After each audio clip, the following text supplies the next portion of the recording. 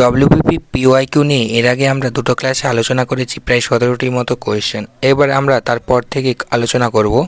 আমাদের প্রথম প্রশ্ন হচ্ছে, ক্রিকেট খেলায় নিম্নের কোন শব্দটি ব্যবহৃত হয়? তো এখানে সঠিক উত্তর হয়ে যাচ্ছে অপশান এতে আছে টি, option B penalty corner, option সিতে রয়েছে সিলি পয়েন্ট এবং অপশান ডিতে রয়েছে স্ন্যাচ। এখানে সঠিক উত্তর হয়ে যাবে সিলি পয়েন্ট। এছাড়াও ক্রিকেট খেলার সঙ্গে যুক্ত শব্দগুলি কয়েকটি হলো সিলি মিড অফ, গুগলি,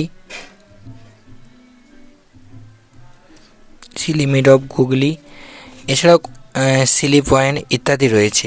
তো চলে আসছি পরবর্তী প্রশ্ন রয়েছে, ক্রোয়েশিয়ার রাজধানী কি? অপশান এ রয়েছে Helsinki, option B La Paz, option C Zagreb, option D Tirana. তো আমাদের এখানে জেনে রাখা দরকার, হেলসিঙ্ক হচ্ছে ফিনল্যান্ডের রাজধানী। হেলসিঙ্ক সেটা হচ্ছে আমাদের ফিনল্যান্ডের রাজধানী, ফিনল্যান্ড। তিরানা হচ্ছে আমাদের আলবেনিয়ার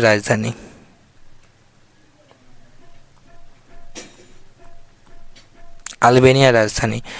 তো এই প্রশ্নটার জন্য আমাদের সঠিক উত্তর হয়ে যাবে জাগ্রেব। চলে আসছি পরবর্তী প্রশ্ন রয়েছে, হুতুম পেঁচা ছদ্মনামে কে পরিচিত? অপশান এতে আছে Michael Madhusudan Dutt, option B Ishwarchandra Vidyasagar, option C Kaliprasanna Singha, option D Saratchandra Chattopadhyay. তো এখানে আমাদের সঠিক উত্তর হয়ে যাবে কালীপ্রসন্ন সিংহ। এছাড়াও কিছু জানায় রাখা দরকার, হুতুম পেঁচাদের ছদ্মনাম যেরকম কালীপ্রসন্ন সিংহে, সেরকম শরৎচন্দ্র চট্টোপাধ্যায়ের ছদ্মনাম অনিলা দেবী, কাজী নজরুল ইসলামের ছদ্মনাম ধূমকেতু বা ব্যাঙাচি, বঙ্কিমচন্দ্র চট্টোপাধ্যায়ের ছদ্মনাম কমলাকান্ত, বিনয় মুখোপাধ্যায় যার ছদ্মনাম যাযাবর, রবীন্দ্রনাথ ঠাকুরের ছদ্মনাম হচ্ছে আমাদের ভানু সিংহ, সুনীল গঙ্গোপাধ্যায় নীলরোহিত নামে পরিচিত, বিমল ঘোষ মৌমাছি নামে পরিচিত, তারাশঙ্কর বন্দ্যোপাধ্যায় হাবু শর্মা, অখিলেশ নিয়োগী স্বপন বুড়ো নামে পরিচিত, প্রমোদনাথ চৌধুরী বীরবল নামে পরিচিত। এছাড়াও বেশ কয়েকটি রয়েছে, তো এগুলো মনে রাখা খুব দরকার। চলে আসছি পরবর্তী প্রশ্ন রয়েছে আমাদের, ক্রোয়েশিয়ার রাজধানী কি? অপশান এতে রয়েছে হেলসিঙ্ক, অপশান বিতে রয়েছে লাপাজ, অপশান ডিতে রয়েছে তিরানা।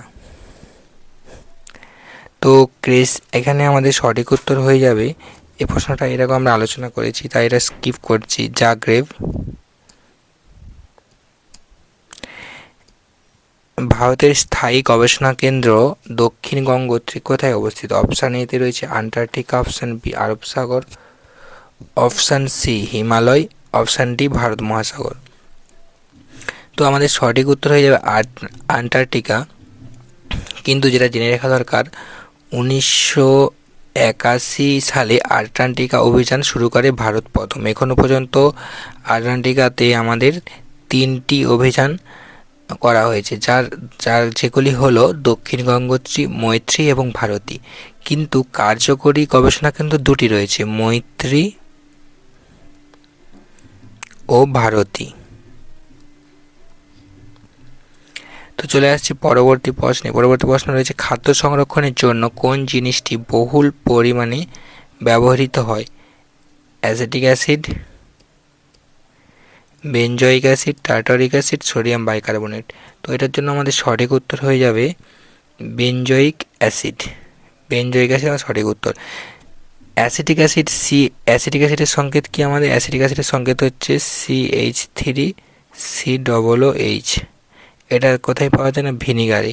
টার্টারিক অ্যাসিডের সংকেত কি? টার্টারিক অ্যাসিডের সংকেত হচ্ছে CH4H6O6। এটা কোথায় পাওয়া যায়? আঙুর ও তেঁতুলে। সোডিয়াম বাইকার্বনেটের সংকেত যদি আমাদের বলা হয় NaHCO3। এটা বেকিং পাউডারের রাসায়নিক নাম। তো এগুলো জেনে রাখা দরকার। চলে আসছি পরবর্তী প্রশ্ন আমাদের কি রয়েছে না 24, এটা হয়ে যাবে আমাদের 38তম প্যারালাল বিভক্ত করে কাকে না অপশান এতে রয়েছে ভারত নেপাল, অপশান বিতে ভারত পাকিস্তান, অপশান সিতে রয়েছে উত্তর কোরিয়া ও দক্ষিণ কোরিয়া, অপশান ডিতে রয়েছে ভিয়েতনাম ও কাম্বোডিয়া। তো এখানে সঠিক উত্তর হয়ে যাবে উত্তর কোরিয়া ও দক্ষিণ কোরিয়া এই প্রশ্নটার জন্য। চলে আসছি পরবর্তী প্রশ্নে। পরবর্তী প্রশ্ন রয়েছে হাইড্রোপনিক্স কথাটি কিসের সাথে যুক্ত?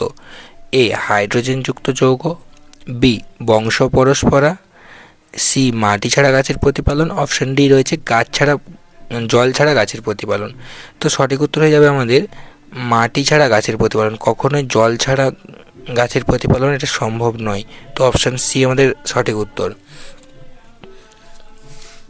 এটা শুধুমাত্র একটা খনিজ দ্রবণ ব্যবহার করে চাষ করা হয়। চলে আসছি পরবর্তী প্রশ্ন। পরবর্তী প্রশ্ন আমাদের কি রয়েছে না, বাংলায় প্রথম মুদ্রণখানা বা ছাপাখানা কোথায় স্থাপিত হয়েছিল? বাংলা অর্থাৎ ওয়েস্ট বেঙ্গল। ভারতবর্ষে যদি আমাদের প্রথম বলা হয় ছাপাখানা প্রচলন করেছিলেন কারা? না পর্তুগিজরা। কত সালে? 1778 সালে পর্তুগিজরা প্রথম ছাপাখানা প্রচলন করেছিলেন। কে? না চার্লস উইলকিন্স বাংলায় ছাপাখানা তৈরি করেছিলেন। হ্যালেডের বাংলা ব্যাকরণ বইটি প্রথম ছেপেছিলেন। তো এই প্রশ্নটার জন্য আমাদের সঠিক উত্তর হয়ে যাবে হুগলি। এর পরবর্তী প্রশ্ন কি আছে? এখানেই শেষ। তো আজকে এই কয়েকটি প্রশ্ন আলোচনা নিয়ে আমরা আজকের আলোচনা এখানে শেষ করছি। তো যদি পিওয়াইকিউ নিয়ে আরও কোনো ভিডিও অবশ্যই বানাবো। এইভাবে বেশি পিওয়াইকিউ একসাথে আলোচনা না করে অল্প অল্প 5টা 10টা করে আলোচনা করলে সেগুলো ভালো আলোচনা বিশদে আলোচনা করাটা সবথেকে বেশি কার্যকরী হবে পরীক্ষার জন্য। ভিডিওটা যদি ভালো লাগে সবার কাছে অনুরোধ করব যে একটি লাইক করে দেয় যেন সবাই। ভিডিওটি যদি কার্যকরী মনে হয় তো বন্ধুদের মধ্যে শেয়ার করতে পারো। এরকম আরও ভিডিও পাওয়ার জন্য আমার চ্যানেলটি সাবস্ক্রাইব করে রাখতে পারো।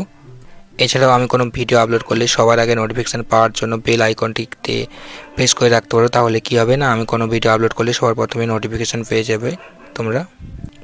Thank you for watching this video.